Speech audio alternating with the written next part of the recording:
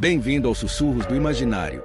Nosso canal é totalmente dedicado a audiobooks, proporcionando uma experiência imersiva para todos os amantes de boas histórias. Aqui, você pode relaxar e deixar sua imaginação fluir enquanto escuta os melhores títulos literários. Dica especial: para uma experiência ainda mais completa, recomendamos que você acompanhe o audiobook com o livro físico ou o e-book. Dessa forma, você poderá desfrutar tanto da narrativa quanto do texto original, unindo os dois mundos. Pedimos desculpas especialmente aos deficientes visuais por quaisquer falhas que possam ocorrer nos audiobooks, como trechos em outras línguas, pequenos erros de narração ou tradução. Isso acontece porque utilizamos narração sintética para manter a produção dos áudios. Queremos ouvir você. Sugira nos comentários livros que gostaria de ver aqui no canal. Não se esqueça de curtir, comentar e se inscrever para ficar por dentro de todas as novidades. Obrigado por estar conosco e bons sussurros.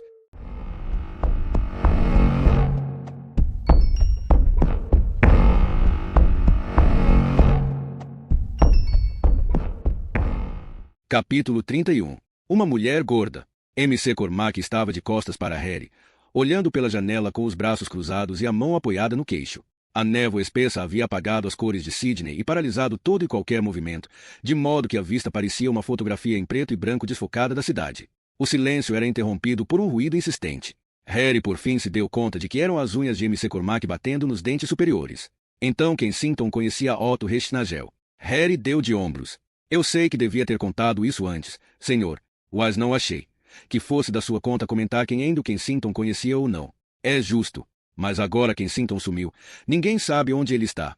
E você acha que algo está errado. Harry assentiu com a cabeça às costas de MC Cormac. MC Cormac o observou por um instante pelo reflexo na janela e em seguida deu meia volta para ficar cara a cara com Harry. Você me parece um pouco. Ele lhe deu as costas outra vez. Inquieto. Holly. Algo está incomodando você. Tem algo mais que queira me dizer? Harry balançou a cabeça negativamente. O apartamento de Otto Reichnagel ficava em Surrey Hills, mais especificamente na rua entre o Albury e o quarto de engenheiro Walter Glebe. Uma mulher que mais parecia uma montanha bloqueava o acesso às escadas. Eu vi o carro. Vocês são da polícia? Perguntou ela com uma voz aguda, estridente, e continuou sem esperar pela resposta. Vocês estão ouvindo o cachorro. Ele está assim desde hoje de manhã. Os dois ouviram latidos roucos vindos de trás da porta, com a plaquinha Otto Reichnagel. É triste o que aconteceu com o Sr. Reichnagel. Muito triste. Mas vocês precisam levar o cachorro dele. O bicho está latindo sem parar e enlouquecendo todo mundo. Não devia ser permitido ter cachorros aqui. Se não fizerem algo a respeito, nós seremos forçados a... Bem, vocês sabem o que eu quero dizer. A mulher revirou os olhos e abriu os braços roliços. De imediato, subiu um cheiro forte de suor mascarado com perfume. Harry sentiu grande aversão por ela. Os cachorros sabem das coisas, disse Libby, correndo 2 dedos pelo corrimão e examinando o indicador com reprovação. O que você quer dizer com isso, meu jovem? Perguntou a gorda, abaixando os braços, ainda sem a menor intenção de sair do lugar. Ele sabe que o dono está morto, senhora, explicou Harry. Os cachorros têm um sexto sentido para essas coisas. Está sofrendo. Sofrendo? Ela olhou para eles, desconfiada. Um cachorro? Que bobagem! O que a senhora faria se alguém cortasse fora os braços e as pernas do seu dono? Libby encarou a mulher, que ficou boquiaberta. Depois que ela foi embora, eles pegaram as várias chaves que haviam encontrado nos bolsos da calça de Otto no camarim. Os latidos deram lugar a rosnados. O cachorro de Otto Reichnagel provavelmente tinha escutado a aproximação de estranhos. O Bull Terrier estava parado no hall quando a porta se abriu, pronto para tomar uma atitude. Libby e Harry ficaram imóveis, indicando ao cômico cachorro branco que ele dominava a situação. Os rosnados se tornaram latidos pouco entusiasmados, então ele abandonou a ideia e escapuliu para a sala. Harry o seguiu. A luz do dia entrava pelas grandes janelas da sala, decorada de modo extravagante. Um robusto sofá vermelho com grandes almofadas coloridas, pinturas de tamanho considerável nas paredes e uma mesa verde de tampo de vidro, baixa mas chamativa. Nos cantos, 2 leopardos de porcelana. Sobre a mesa havia um abajur que parecia não pertencer ao cômodo. O cachorro farejava uma mancha ainda úmida no meio da sala. Um par de sapatos masculinos pendia sobre ela, no ar. Havia um fedor de urina e excrementos.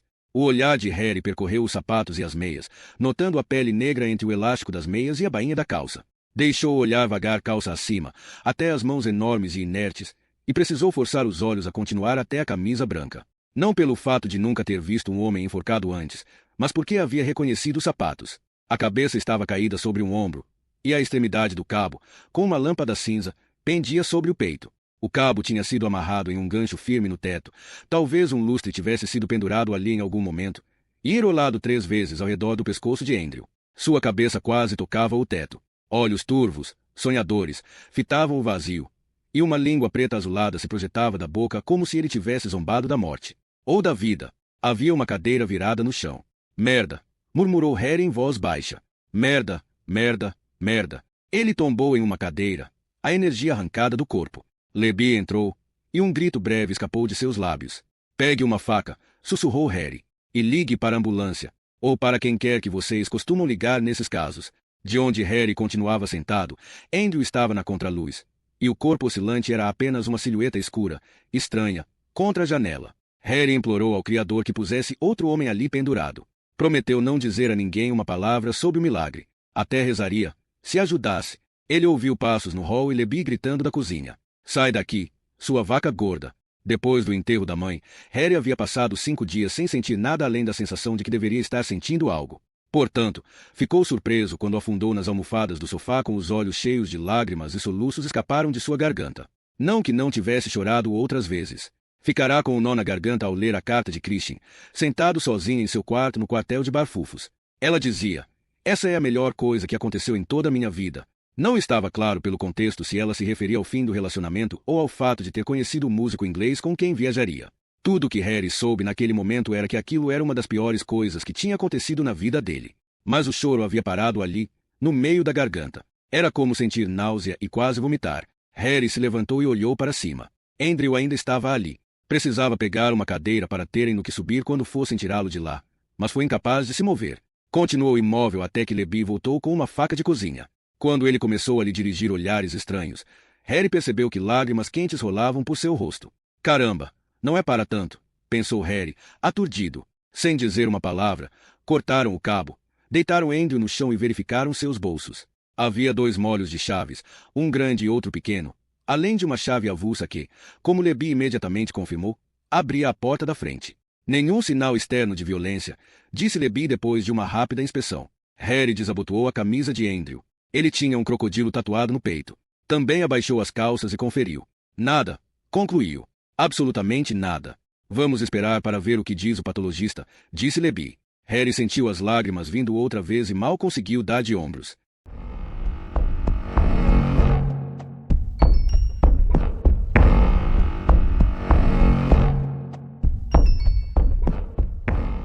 Capítulo 32. Chatwick. Como Harry suspeitava, o escritório estava em polvorosa. Está na Reuters, disse Young. A Associated Press vai mandar um fotógrafo.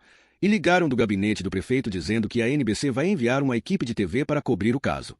Watkins balançou a cabeça.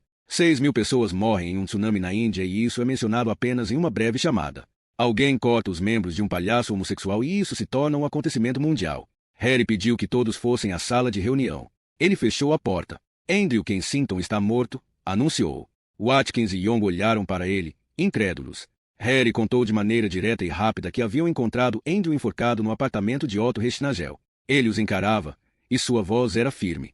Não telefonamos porque queríamos ter certeza de que não haveria vazamentos. Talvez seja bom mantermos isso apenas entre nós por enquanto.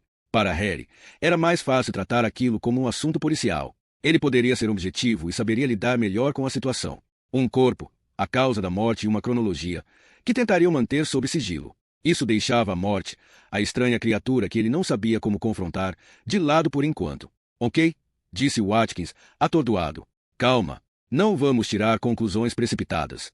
Ele enxugou o suor de cima do lábio superior. Vou chamar MC Cormac. Merda, merda, merda. O que você fez, Kensington? Se a imprensa souber disso. E Watkins se foi.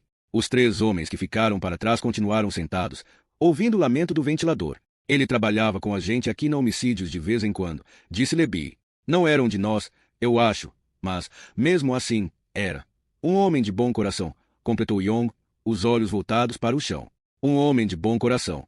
Ele me ajudou quando eu comecei aqui. Ele era um homem de bom coração. MC Cormac concordou que deveriam manter tudo em sigilo. Não estava nem um pouco feliz. Andava de um lado para o outro com passos mais pesados que de costume, e suas bastas sobrancelhas se uniam sob o nariz como se fossem uma área de baixa pressão atmosférica em uma carta meteorológica. Depois da reunião, Harry se sentou à mesa de Andrew e folheou suas anotações. Não descobriu grande coisa. Apenas alguns endereços, números de telefone que descobriram ser de oficinas mecânicas e garranchos incompreensíveis em uma folha de papel. As gavetas estavam praticamente vazias, apenas com material de escritório. Então Harry examinou os 2 molhos de chaves que encontraram com o corpo. Um tinha as iniciais de Andrew no chaveiro de couro, então ele supôs que aquelas deviam ser suas chaves pessoais. Harry tirou o telefone do gancho e ligou para Birgitta. Ela ficou abalada com a notícia, fez algumas perguntas, mas deixou que Harry falasse. Eu não entendo, disse Harry. Um cara que eu conheço há pouco mais de uma semana morre, e eu choro como um bebê, mas não consegui derramar uma lágrima sequer pela minha mãe durante 5 dias. Minha mãe, a mulher mais incrível do mundo. Qual é a lógica? Lógica? Perguntou Birgitta. Duvido que tenha a ver com lógica. Bem, só queria que você soubesse. Não fale disso com ninguém. Você vai me ver quando sair do trabalho. Ela hesitou. Estava aguardando um telefonema da Suécia à noite. Dos pais. É meu aniversário.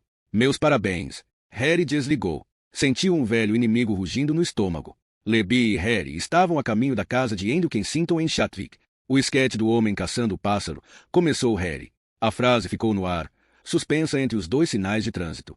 Você estava dizendo, disse Libby. Nada. Estava pensando na apresentação. Estou cismado com o esquete do pássaro. Não me pareceu fazer sentido algum. Um caçador que acha que espreita um pássaro subitamente descobre que sua presa é um gato, o que transforma o caçador na caça. Ok, mas e daí? Depois de meia hora no trânsito, eles chegaram a Sydney Road, uma bela rua em um bairro agradável. Caramba, isso está certo? Perguntou Harry ao ver o número de casa que pegaram com o departamento de RH. Era uma grande casa de tijolinhos com garagem para 2 carros, gramado bem cuidado e uma fonte na frente. Um caminho de cascalho levava a uma impressionante porta de mogno. O menino a abriu depois que tocaram a campainha. Assentiu quando mencionaram Andrew, apontou para si e cobriu a boca com a mão para mostrar aos 2 que era mudo. Então contornou a casa com eles e apontou para uma pequena construção, também de tijolinhos, do outro lado de um jardim enorme. Se fosse uma casa de campo inglesa, o caseiro certamente moraria ali. Nós vamos entrar, disse Harry, e notou que gesticulava demais, como se o menino também tivesse problemas de audição. Nós somos colegas de Andrew.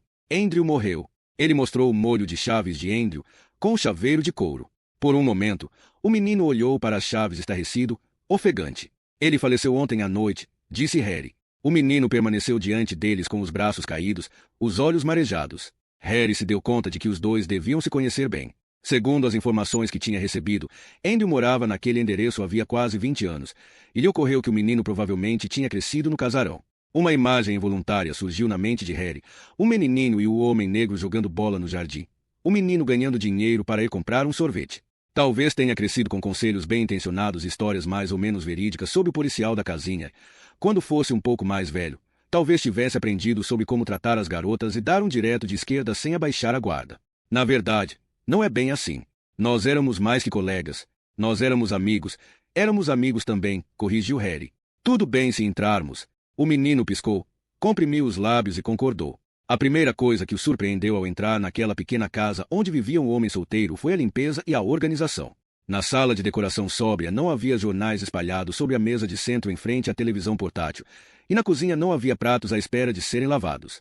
No hall, sapatos e botas estavam arrumados lado a lado com os cadarços para dentro. Aquela ordem rígida o lembrou de algo. No quarto, a cama estava arrumada de forma imaculada, com os lençóis brancos enterrados com tanta firmeza nas laterais que entrar debaixo das cobertas exigiria uma manobra acrobática. Harry detestava aquilo em seu quarto de hotel. Ele espiou dentro do banheiro. Barbeador e sabonete estavam dispostos em perfeita ordem ao lado da loção pós-barba, da pasta de dentes e do shampoo na prateleira acima da pia. E era só isso. Também não havia cosméticos extravagantes, observou Harry, e subitamente se deu conta do que aquela meticulosidade lhe lembrava. De seu próprio apartamento depois que ele havia parado de beber. A nova vida de Harry de fato tinha começado assim, com o simples exercício da disciplina e o princípio básico de que tudo tem seu lugar, prateleira ou gaveta e deve ser guardado novamente depois de usado.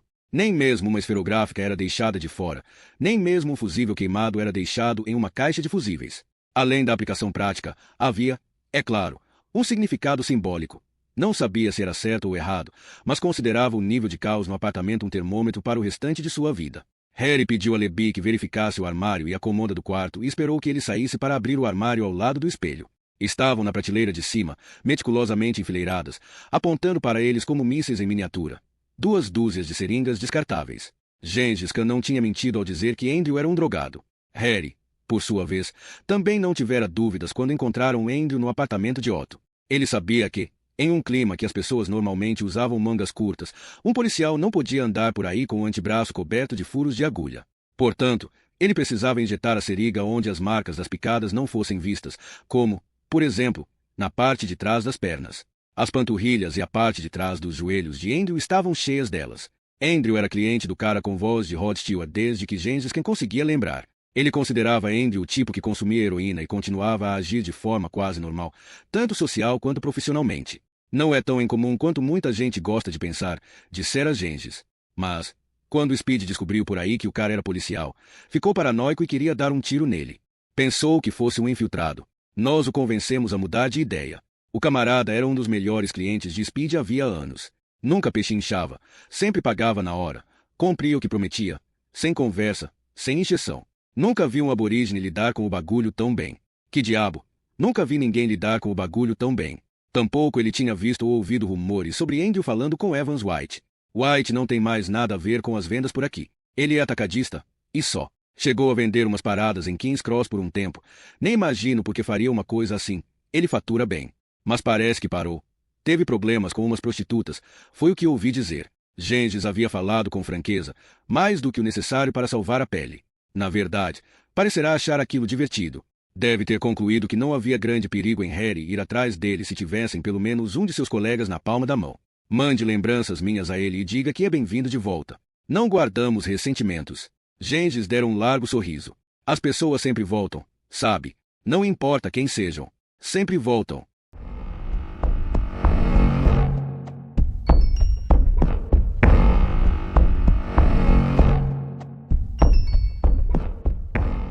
Capítulo 33. Um patologista. O zelador do Teatro St. George estava no refeitório e se lembrava de Harry da noite anterior. Ele parecia aliviado.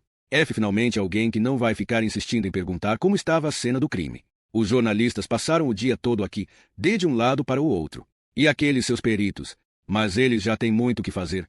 Não nos incomodam. Sim, eles têm um trabalho e tanto. Não dormi quase nada essa noite. Minha esposa precisou me dar um daqueles remédios dela para dormir. Ninguém deveria ter que passar por aquele tipo de coisa. Mas acho que você está acostumado com isso. Bem, aquilo foi um pouco mais forte que o comum.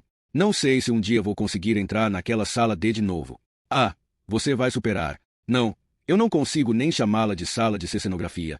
Eu digo aquela sala. O zelador balançou a cabeça, desesperado. O tempo cura, garantiu Harry. Confie em mim, sei um pouco dessas coisas.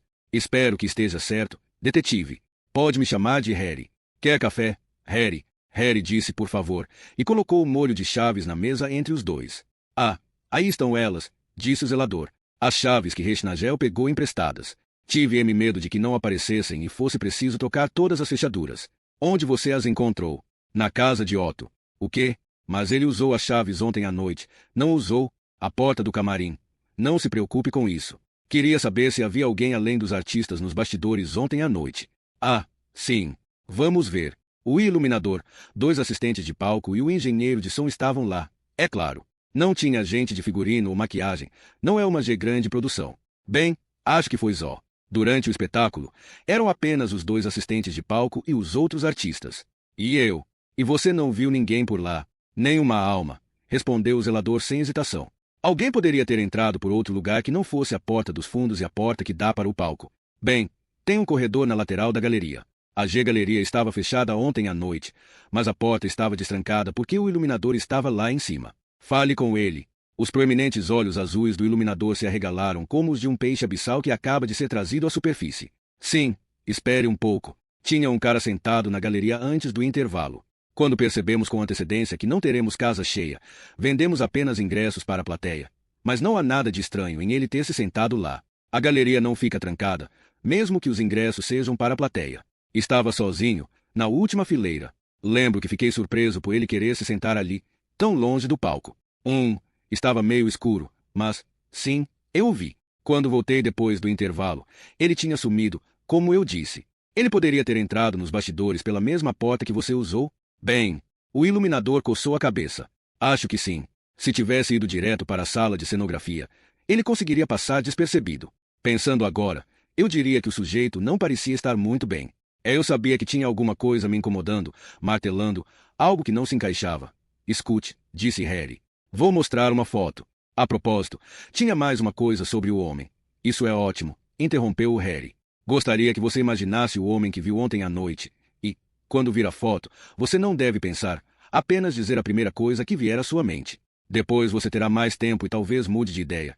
Mas por enquanto quero sua reação instintiva. Ok, ok, respondeu o iluminador e fechou os olhos protuberantes, o que fez com que parecesse um sapo. Estou pronto. Harry mostrou a fotografia. É ele, exclamou o iluminador, rápido como um raio.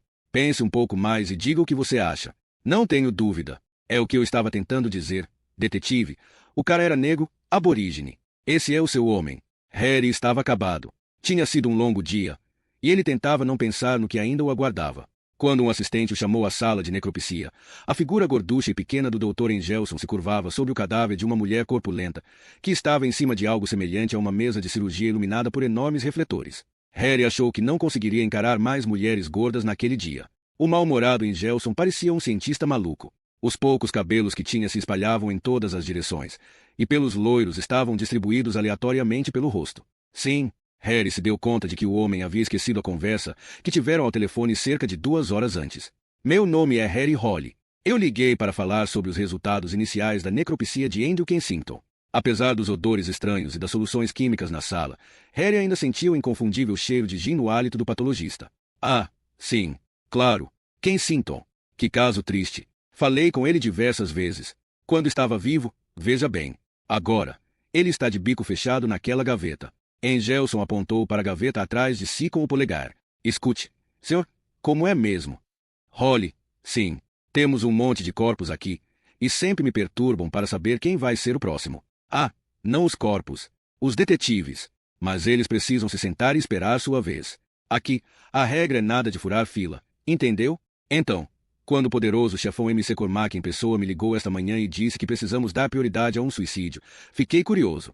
Não cheguei a perguntar a ele. Mas talvez o Sr. Horgan, possa me dizer o que torna Kensington tão especial. Ele balançou a cabeça num gesto de desdém e bafejou mais gin no rosto de Harry. Bem, nós esperávamos que o senhor pudesse nos dizer exatamente isso. Doutor, ele é especial. Especial? Como assim especial? Querem saber se ele tem 3 pernas, 4 pulmões, mamilos nas costas ou coisa parecida. Harry estava exausto.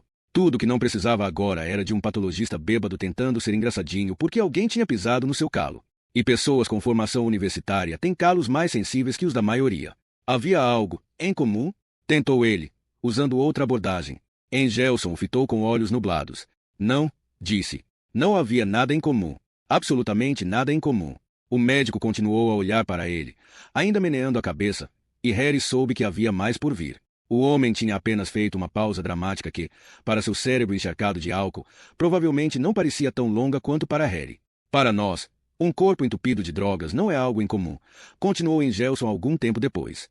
Nesse caso, heroína. O que é incomum é o fato de ele ser policial, mas eu não saberia dizer o quanto, pois recebemos poucos colegas seus em nossas mesas. Causa da morte? Não foi você que o encontrou? Qual você acha que é a causa da morte quando um homem é encontrado pendurado no teto, com um cabo enrolado no pescoço? Coqueluche! Harry estava ficando sem paciência, mas, por enquanto, procurou manter a calma. Então ele morreu de asfixia.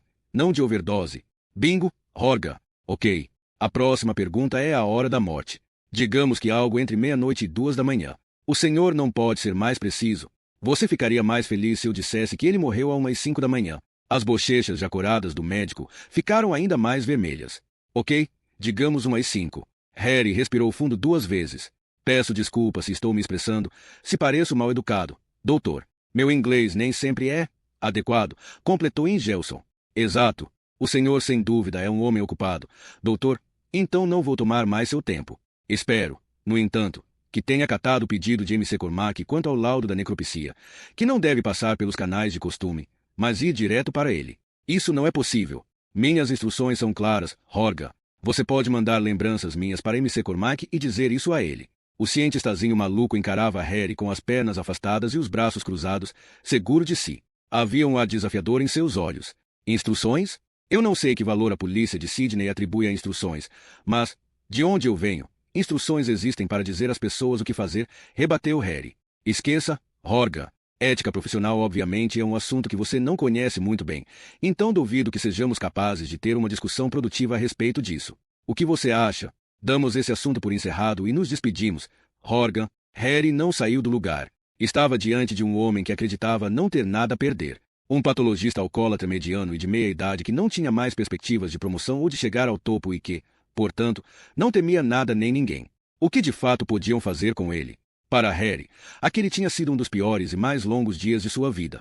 E agora havia chegado ao limite. Ele agarrou as lapelas do jaleco branco e levantou o homenzinho. As costuras quase rasgaram. O que eu acho? Acho que devíamos fazer um exame de sangue em você e depois conversarmos sobre ética profissional, Dr. Engelson. Acho que devíamos conversar sobre quantas pessoas podem testemunhar que você estava chapado quando fez a necropsia de Engerouter. E então acho que devíamos conversar sobre quem pode botar você no olho da rua e quem pode impedir você de arranjar qualquer emprego que exija qualificação médica. O que você acha, Dr. Engelson? O que acha do meu inglês agora? O Dr. Engelson achou o inglês de Harry simplesmente perfeito e, depois de uma reflexão madura, concluiu que apenas daquela vez o laudo talvez pudesse seguir por canais extraoficiais.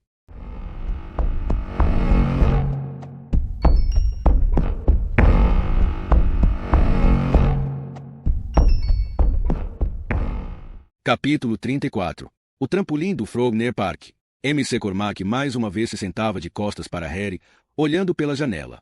O sol se punha, mas ainda era possível ter um vislumbre do mar tentadoramente azul entre os arranha-céus e o verde escuro do Real Jardim Botânico. A boca de Harry estava seca, e ele sentia que uma dor de cabeça estava a caminho. Por mais de 45 minutos, apresentará um monólogo bem fundamentado e quase sem pausas. Sobre Otto Reichnagel, Andrew Kensington, heroína, o cricket, o iluminador, Engelson, em suma, tudo que havia acontecido. MC Cormac se sentava com as pontas dos dedos pressionadas umas contra as outras. Estava em silêncio havia um bom tempo. Você sabia que lá do outro lado, na Nova Zelândia, vivem as pessoas mais idiotas do mundo. Elas moram sozinhas numa ilha, sem vizinhos para incomodá-las, cercadas por um monte de água. Mas, ainda assim, o país participou de praticamente todas as guerras importantes travadas no século XX. Nenhum outro país, nem mesmo a Rússia durante a Segunda Guerra Mundial, perdeu tantos jovens em proporção à população. O excedente de mulheres é lendário. E por que toda essa luta? Para ajudar, para defender os outros. Esses idiotas nem sequer lutaram em seu próprio território. Não, senhor. Eles embarcaram em navios e aviões e viajaram para os lugares mais distantes possíveis para morrer. Ajudaram os aliados contra os alemães e os italianos, os sul-coreanos contra os norte-coreanos e os americanos contra os japoneses e vietnamitas. Meu pai foi um desses idiotas. Ele se virou e encarou Harry. Meu pai me contou uma história sobre um artilheiro do seu navio durante a Batalha de Okinawa contra o Japão em 1945. Os japoneses tinham mobilizado pilotos kamikazes, e eles atacavam em formação usando uma tática que chamavam de cair como folhas de nogueira na água. E era exatamente isso que faziam. Primeiro vinha um avião, e, se ele fosse abatido, 2 outros surgiam atrás, então 4 e daí em diante, numa pirâmide aparentemente interminável. Todos a bordo do navio do meu pai se borravam de medo. Era uma loucura. Pilotos dispostos a morrer para garantir que suas bombas atingissem o alvo. A única forma de detê-los era criar a artilharia antiaérea mais cerrada possível, uma muralha de mísseis. Um pequeno buraco na muralha e os japoneses caíam em cima deles. Foi calculado que, se um avião não fosse abatido até 20 segundos depois de estar ao alcance do tiro, era tarde demais. Provavelmente conseguiria colidir com o navio. Os artilheiros sabiam que precisavam acertar sempre, e às vezes os ataques aéreos duravam o dia todo. Meu pai descreveu o bum-bum-bum dos canhões e os zumbidos cada vez mais agudos dos aviões, quando mergulhavam rumo ao navio. Disse que os ouvia toda noite desde então. No último dia da batalha, ele estava na ponte de comando quando viram um avião escapar do bombardeio e seguir direto para o navio. O artilheiro atirava sem parar à medida que o avião se aproximava, agigantando-se a cada segundo que passava. No fim, conseguiam ver claramente a cabine e a silhueta do piloto lá dentro. Os tiros disparados pelo avião começaram a rasgar o convés. Então os disparos da bateria antiaérea acertaram o alvo e vararam as asas e a fuselagem. O leme se despedaçou e, gradualmente, em câmera lenta, o avião se desintegrou. E tudo que restou foi um pequeno bloco preso à hélice, que acertou o convés com um rastro de fogo e fumaça preta. Os outros artilheiros já estavam em ação contra novos alvos quando um sujeito da bateria antiaérea logo abaixo da ponte de comando, um jovem cabo que meu pai conhecia porque ambos eram de Wellington, cambaleou, acenou para o meu pai com um sorriso e disse: "Está quente hoje." Então ele saltou no mar e desapareceu. Talvez fosse a luz, mas Harry subitamente teve a impressão de que MC Cormac parecia velho. "Está quente hoje", repetiu MC Cormac. A natureza humana é uma floresta vasta e impenetrável. Senhor. MC Cormac concordou. Foi o que ouvi dizer, Holly. E talvez seja verdade. Percebi que vocês tiveram tempo de se conhecer, você e Kensington. A conduta de Andrew Kensington nesse caso precisa ser investigada. Qual é a sua opinião? Não sei o que o senhor quer dizer. MC Cormac se levantou e passou a andar de um lado para o outro em frente à janela, um comportamento com o qual Harry já estava familiarizado àquela altura. Fui policial a vida toda, Holly. Mas ainda olho para os colegas à minha volta e me pergunto o que os leva a fazer isso, a lutar as guerras de outras pessoas. O que os motiva? Quem quer passar por tamanho sofrimento para que outros tenham o que entendem como justiça? Eles são os idiotas, Holly. Nós somos. Somos abençoados com uma idiotice tão grande que acreditamos poder fazer alguma coisa. Somos retalhados por balas, aniquilados, e um dia saltamos no mar. Mas até lá, em nossa infinita idiotice, acreditamos que alguém precisa de nós. E, se um dia vemos além dessa ilusão, já é tarde demais, porque já nos tornamos policiais, estamos nas trincheiras e não há volta. Tudo o que podemos fazer é nos perguntar o que diabos aconteceu, quando exatamente tomamos a decisão errada. Estamos condenados a ser benfeitores pelo resto da vida e condenados a fracassar. Mas, felizmente, a verdade é uma coisa relativa e flexível. Nós a distorcemos até que ela caiba em nossas vidas. De certa forma, pelo menos, de vez em quando, pegar um bandido é o bastante para ter alguma paz de espírito. Mas todo mundo sabe que não é saudável lidar com a exterminação de pragas por muito tempo. Você acaba provando do seu próprio veneno. Então, qual é o sentido, Holly? O sujeito passou a vida toda na bateria antiaérea e agora está morto. O que mais podemos dizer? A verdade é relativa. Para quem não sentiu isso na pele, não é tão fácil entender o que o estresse extremo pode fazer com uma pessoa. Temos psiquiatras forenses que tentam distinguir os doentes dos criminosos, e eles distorcem a verdade para fazer com que ela se encaixe em seu universo de teorias. Temos um sistema legal que, em seus melhores dias, é capaz de tirar um ou outro indivíduo perigoso das ruas, e jornalistas que querem ser vistos como idealistas porque fazem nome expondo outros, acreditando que assim criam algum tipo de justiça. Mas sabe qual é a verdade? A verdade é que ninguém vive da verdade, e é por isso que ninguém se importa com ela. A verdade que criamos para nós mesmos é apenas a soma dos interesses de alguém, ponderada de acordo com o poder que essa pessoa tem. Seus olhos estavam fixos em Harry. Então, quem se importa com a verdade sobre Andrew Kensington? Quem se beneficiaria se esculpíssemos uma verdade feia e distorcida com garras pontiagudas e perigosas, que não se encaixa em lugar algum?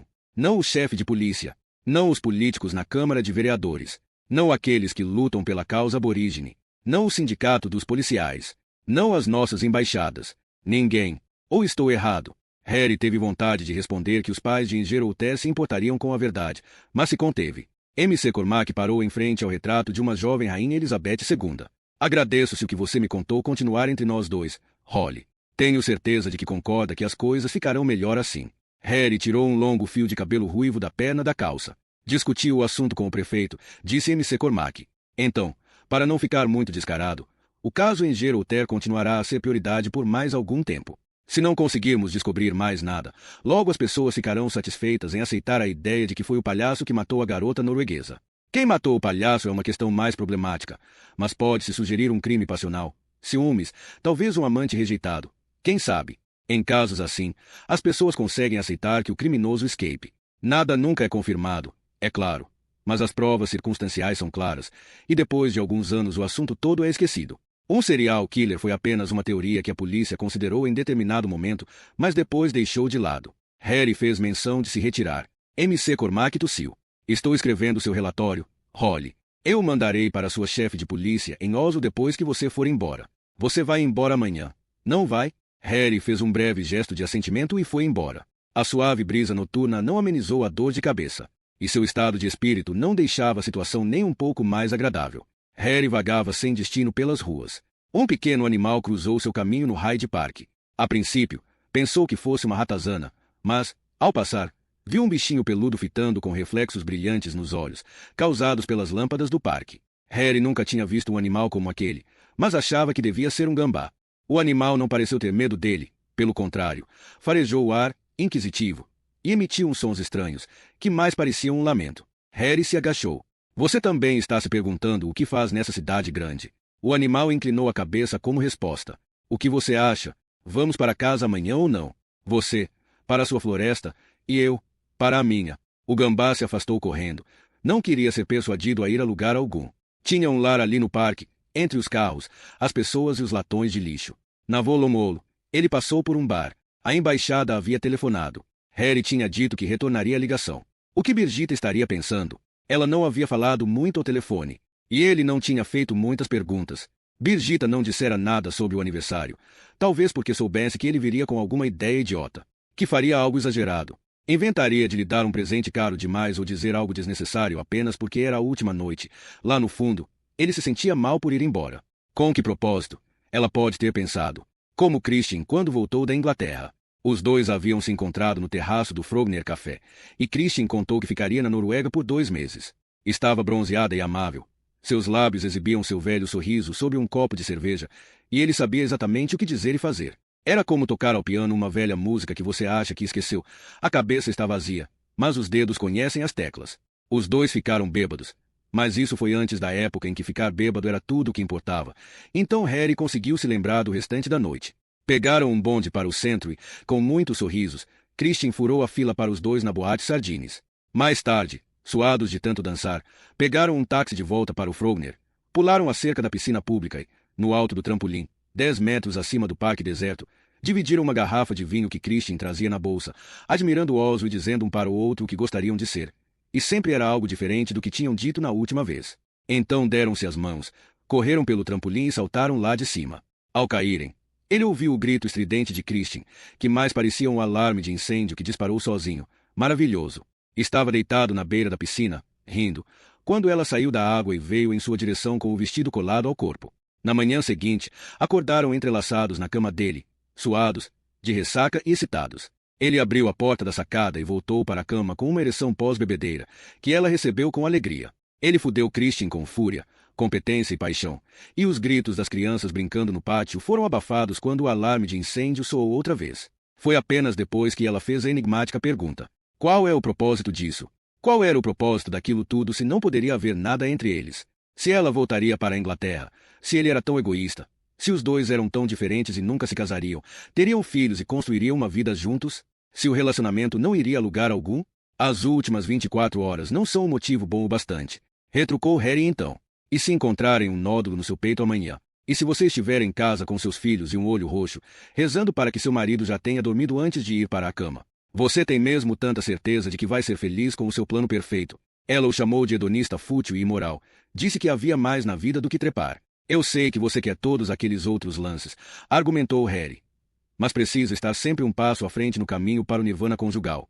Quando você estiver num asilo, vai ter se esquecido da cor do conjunto de jantar que ganhou de presente de casamento, mas juro que vai se lembrar do trampolim e de fazer amor na piscina depois. Ela supostamente era a boêmia da dupla, mas suas últimas palavras ao sair pisando forte e bater a porta foram que ele não entendia nada e que era hora de crescer. Qual é o propósito disso tudo? Gritou Harry, e um casal que passava pela Armeira Street se virou. Será que Brigitte também não sabia? Será que tinha medo de as coisas saírem do controle porque ele iria embora amanhã? Por isso havia preferido comemorar o aniversário, esperando um telefonema da Suécia. É claro que ele deveria ter perguntado isso a ela, mas, novamente, com que propósito? Harry sentia o quanto estava cansado e sabia que não dormiria nada.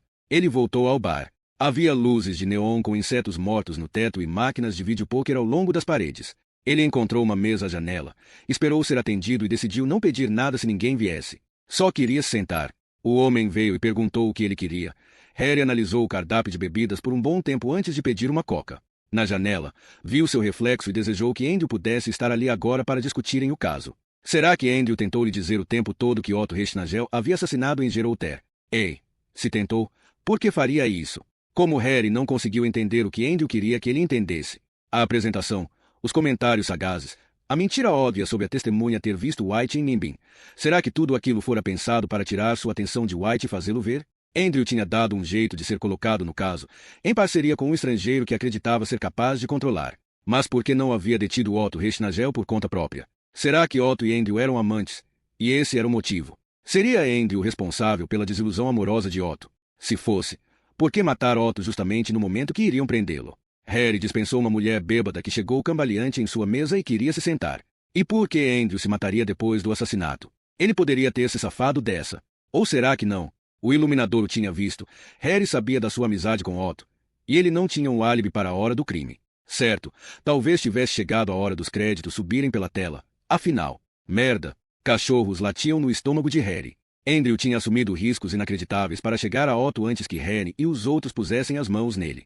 A dor de cabeça latejante havia piorado, e agora ele tinha a sensação de que alguém usava seu crânio como bigorna. Em meio à chuva de fagulhas atrás dos olhos, ele tentou se ater a um pensamento de cada vez, mas novos pensamentos surgiam o tempo todo, trombando uns com os outros. Talvez MC Cormac tivesse razão.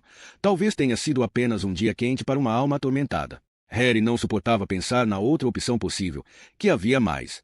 Que Andrew Kensington tinha coisas piores a esconder e mais motivos para fugir do que gostar de estar com o homem de vez em quando. Uma sombra o encobriu, e ele olhou para cima. A cabeça do garçom bloqueava a luz, na silhueta. Harry pensou ver a língua preta azulada de Andrew para fora. Mais alguma coisa, senhor? Notei que vocês têm um drink chamado Cobra Negra, Jim Beam com coca. Os cães enlouqueceram lá embaixo. Tudo bem. Um Cobra Negra duplo, mas sem coca.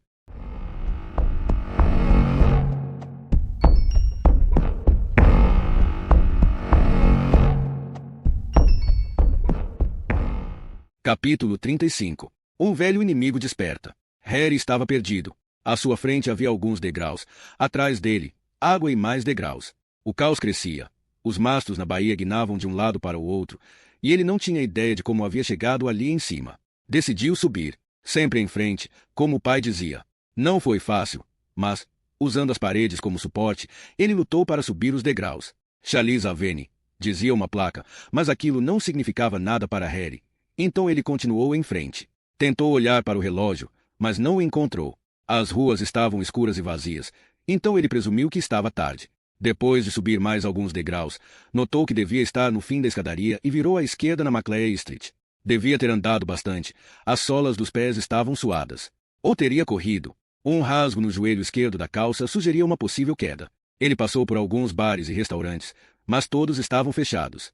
Mesmo estando tarde, provavelmente encontraria algum lugar para beber alguma coisa numa cidade grande como Sydney. Harry desceu da calçada e fez sinal para um táxi com a placa luminosa acesa no teto. O carro freou, mas mudou de ideia e seguiu em frente.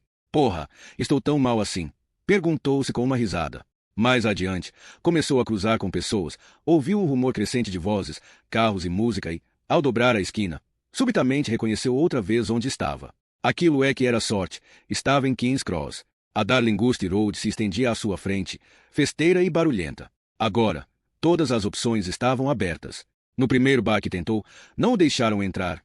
Foi aceito num pequeno restaurante chinês e lá lhe serviram uísque em um copo alto de plástico. O lugar estava cheio e escuro, com uma barulheira insuportável dos caça-níqueis, então ele voltou à rua depois de virar o conteúdo do copo. Apoiou-se num poste, observando os carros flutuarem rua acima e tentando apagar a lembrança de ter vomitado mais cedo no chão de um bar. Ali, de pé, sentiu um tapinha nas costas. Virou o corpo e viu uma grande boca vermelha se abrindo e o buraco de um canino perdido. Fiquei sabendo o que aconteceu com Andrew. Sinto muito, disse ela. Então mascou o chiclete. Era Sandra. Harry tentou dizer alguma coisa, mas sua dicção não devia estar nada boa, pois Sandra lhe dirigiu um olhar confuso. Você está livre? Perguntou, algum tempo depois. Sandra riu. Sim, mas não acho que você esteja em condições. E isso é necessário. Retrucou Harry com algum esforço. Sandra olhou ao redor. Harry viu o lampejo de um terno brilhante nas sombras. Tandy Mongaby estava na área. Escute, estou trabalhando agora. Talvez seja melhor você ir para casa tirar um cochilo. A gente conversa amanhã. Eu posso pagar, disse Harry, pegando a carteira. Guarde isso, pediu Sandra, empurrando a carteira de volta. Eu vou com você. E você vai precisar me pagar alguma coisa, mas não aqui, ok? Vamos para o meu hotel. É logo ali depois da esquina, o Crescent. Sandra deu de ombros. Pode ser. No caminho, eles passaram por uma loja de bebidas, onde Harry comprou 2 garrafas de Jim Beam. O porteiro da noite do Crescent olhou para Sandra de cima a baixo quando chegaram à recepção. Parecia prestes a dizer alguma coisa, mas Harry se antecipou. Você nunca viu uma policial infiltrada antes? O porteiro, um rapaz oriental de terno, deu um sorriso hesitante. Bem, esqueça que a viu aqui e me dê a chave do quarto, por favor. Temos trabalho a fazer. Harry duvidava de que o porteiro engoliria aquela desculpa esfarrapada, mas ele lhe entregou a chave sem objeções. No quarto, Harry abriu o frigobar e tirou todas as bebidas. Vou querer isso. Ele pegou uma garrafa em miniatura de Jim Beam. Você pode ficar com o resto. Você deve gostar mesmo de uísque, disse Sandra, abrindo uma cerveja. Harry olhou para ela. Parecia confuso. Devo? A maioria das pessoas gosta de trocar de veneno. Para variar, não é verdade? Ah, É, você bebe? Sandra hesitou. Não exatamente. Estou tentando beber menos. Comecei uma dieta. Não exatamente, repetiu Harry. Então você não sabe do que está falando. Você assistiu à despedida em Las Vegas, com Nicolas Cage. O quê? Esqueça. É sobre um bêbado que decide beber até morrer. Eu conseguiria acreditar nisso. Ah, conseguiria. O problema é que o cara bebia qualquer coisa. Gin, vodka, uísque, bourbon, conhaque. O que aparecesse pela frente. O que é certo quando não há alternativa. Mas esse cara estava no lugar que tinha o melhor estoque de birita de Las Vegas. Era cheio da grana e não tinha nenhuma preferência. Nenhuma preferência? Porra! Nunca conheci um bêbado que não dê a mínima para o que bebe. Quando se encontra o seu veneno, você se apega a ele. Ou não? Ele até ganhou um Oscar. Harry se inclinou para trás, esvaziou a garrafinha e abriu a porta da sacada. Pegue uma garrafa na sacola e venha aqui. Quero que a gente se sente na sacada, com vista para a cidade. Acabo de ter um déjà vu. Sandra pegou 2 copos e a garrafa e se sentou ao lado dele, com as costas apoiadas na parede. Vamos esquecer por um minuto o que o desgraçado fez quando estava vivo. Vamos fazer um brinde a Andrew Kensington. Harry encheu os copos, e eles beberam em silêncio. Harry começou a rir. Richard Manuel, músico da The Band, por exemplo. Ele tinha sérios problemas, não apenas com bebida, mas com a vida. No fim, não conseguiu segurar a barra e se enforcou num quarto de hotel. Na casa dele, encontraram 2.000 garrafas, todas da mesma marca, Grand Marnier. E só, entendeu? Uma merda de um licor de laranja. Eis um homem que havia encontrado o seu veneno. Nicolas Cage. Bah, que estranho. Esse universo em que vivemos. Ele apontou para o estrelado céu noturno de Sydney com um movimento repentino, e os dois beberam mais. Harry começava a lutar contra o sono quando Sandra tocou de leve seu rosto. Escute, Harry, preciso trabalhar. Acho que você está pronto para ir para a cama. Quanto custa uma noite toda? Harry se serviu de mais uísque.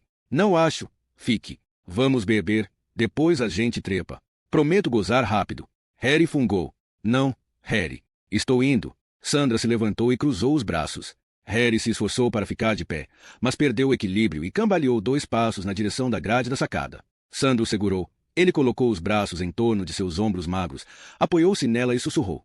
Você não pode cuidar de mim, Sandra? Só esta noite. Por Andrew. O que eu estou dizendo? Por mim. Ted vai querer saber onde eu... Ted vai receber o dinheiro dele e ficar caladinho. Por favor. Sandra fez uma pausa. Então suspirou. Tudo bem, mas primeiro vamos tirar esses seus trapos, Sr. Holly. Ela o manobrou até a cama, tirou os sapatos de Harry e abaixou as calças dele. Milagrosamente, ele conseguiu desabotoar a camisa sozinho. Sandra tirou a minissaia preta pela cabeça em 2 tempos. Era ainda mais magra sem roupas, os ossos dos ombros e dos quadris projetando-se sob a pele. E as costelas eram como uma tábua de lavar roupa abaixo dos seios pequenos. Quando ela foi apagar as luzes do quarto, Harry viu que tinha hematomas nas costas e na parte de trás das coxas. Ela se deitou ao seu lado e afagou seu peito e sua barriga sem pelos. Sandra recendia levemente a suor e alho. Harry olhava para o teto. Estava surpreso por ainda conseguir sentir cheiros em seu estado. O cheiro, disse, é seu ou dos homens com quem esteve esta noite. As 2 coisas, acho. Isso incomoda você? Não, respondeu Harry, sem saber ao certo se falava do cheiro ou dos outros homens. Você está bem chapado, Harry. Nós não precisamos. Sinta, disse Harry, pegando a mão quente e suada dela e colocando-a entre as pernas. Sandra riu. Caramba! E a minha mãe dizia que homens bêbados só sabem falar. Comigo é o contrário. A bebida paralisa minha língua, mas deixa meu pau duro. É verdade. Não sei por quê. Sempre foi assim. Sandra sentou nele, puxou a calcinha mínima para o lado e o colocou dentro de si sem reações exageradas. Ele a observou enquanto ela subia e descia. Sandra encontrou seu olhar, deu um breve sorriso e desviou os olhos. Era o tipo de sorriso que você recebe quando está no bonde e inadvertidamente encara alguém por tempo demais. Harry fechou os olhos, escutou os rangidos ritmados da cama e pensou que o que tinha dito não era exatamente verdade. A bebida acaba paralisando tudo. A sensibilidade que o levará a pensar que seria rápido, como prometera, havia desaparecido. Sandra trabalhava duro, inabalável, enquanto os pensamentos de Harry esgueiravam-se para fora dos lençóis, para fora da cama e para o lado de fora da janela. Ele viajou mar adentro sob um céu estrelado de cabeça para baixo até chegar a uma faixa branca de areia na costa. Ao voar mais baixo, viu o mar quebrando em uma praia, e, ainda mais baixo, uma cidade que já tinha visitado antes, e havia uma garota que ele conhecia deitada na areia. Ela dormia, e ele pousou gentilmente ao seu lado para não acordá-la. Então se deitou e fechou os olhos. Quando acordou, o sol se punha, e ele estava sozinho. No calçadão atrás dele, caminhavam pessoas que Harry pensava reconhecer. Algumas não atuaram em filmes a que ele assistira. Outras estavam de óculos escuros e passeavam com cães pequeninos, emaciados, diante das grandes fachadas de hotéis do outro lado da rua. Harry foi até a beira do mar e estava prestes a entrar na água quando viu que ela estava cheia de águas vivas. Apareciam na superfície e estendiam seus longos tentáculos vermelhos e, no espelho macio e gelatinoso, ele conseguia discernir os contornos de rostos. Um barco a motor atravessava as ondas, aproximando-se cada vez mais, e subitamente Harry estava acordado. Sandra o sacudia. "Tem alguém aqui", sussurrou. Harry ouviu alguém batendo a porta com força. "Maldito recepcionista!" praguejou ele, pulando da cama com um travesseiro em frente ao corpo para abrir a porta. Era Birgitta. "Oi", disse ela, mas seu sorriso congelou ao ver o semblante atormentado de Harry. "O que houve? Tem alguma coisa errada, Harry?" "Sim", respondeu ele. "Tem alguma coisa errada." Sua cabeça latejava, e cada pulsação provocava um apagão em sua mente. "Por que você está aqui?" "Eles não ligaram." "Eu esperei e depois liguei para casa, mas ninguém atendeu."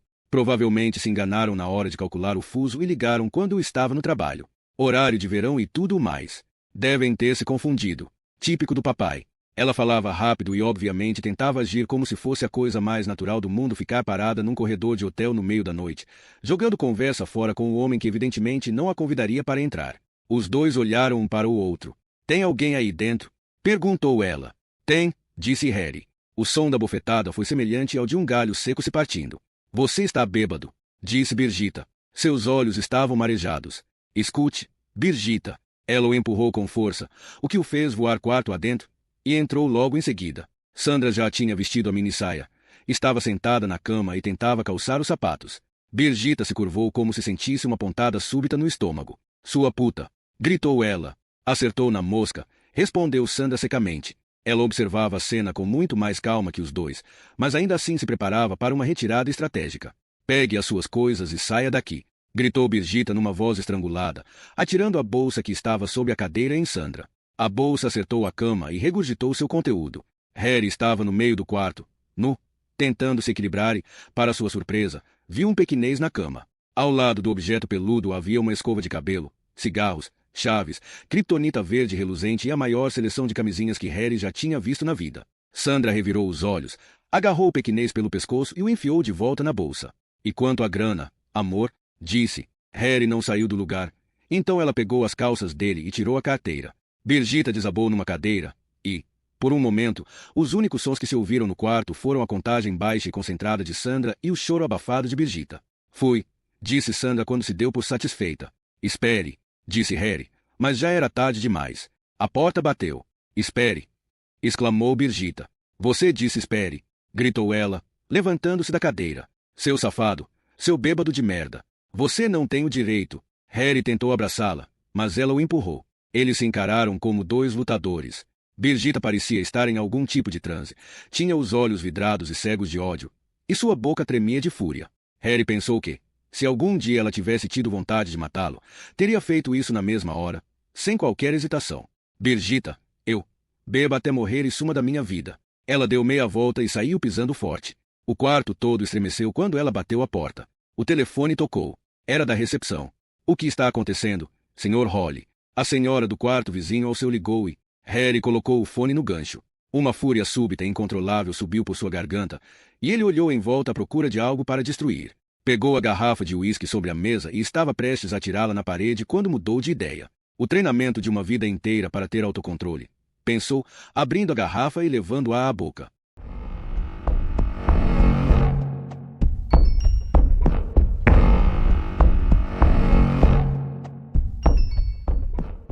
Capítulo 36. Serviço de quarto. Houve um barulho de chaves, e Harry foi acordado pela porta se abrindo. "Não quero serviço de quarto agora. Por favor, volte mais tarde", gritou ele com o rosto enterrado no travesseiro. "Sr. Holly, represento a gerência deste hotel." Harry se virou. Dois indivíduos engravatados haviam entrado no quarto. Eles se mantinham a uma distância respeitosa da cama, mas pareciam bastante determinados. Harry reconheceu um deles como o recepcionista da noite anterior. O outro continuou: "O senhor desrespeitou as regras do hotel, e lamento dizer que somos obrigados a pedir que faça o check-out o mais rápido possível e deixe as nossas dependências, Sr. Holly." "Regras do hotel?" Harry sentia que estava prestes a vomitar. O engravatado tossiu. O senhor trouxe para o seu quarto uma mulher que, suspeitamos, seja uma prostituta. Não apenas isso, o senhor acordou metade dos hóspedes deste andar com a sua baderna. Este é um hotel de respeito, e não admitimos esse tipo de comportamento. Tenho certeza de que entende, Sr. Holly.